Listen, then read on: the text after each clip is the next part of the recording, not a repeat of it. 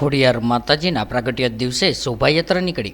બાવળા ખોડિયાર યુવક મંડળ બાવળા દ્વારા માતાજીનો પ્રાગટ્ય દિવસ નિમિત્તે બાવળા નગરમાં શોભાયાત્રા અતિ ધૂમધામથી નાચગાન સાથે માતાજીના જયઘોષ સાથે નીકળી હતી, જે રસ્તામાં નક્કી કરેલા રૂટ ઉપરથી પસાર થતા નગરવાસીઓએ વધામણા કર્યા હતા। ત્યારે ભક્તો માટે પાણી, શરબત, નાસ્તાનું પણ આયોજન કરવામાં આવ્યું હતું। રાત્રે માતાજીના પટાંગણમાં માઈ મંડળ દ્વારા આનંદના ગરબાનું આયોજન કરવામાં આવેલ છે।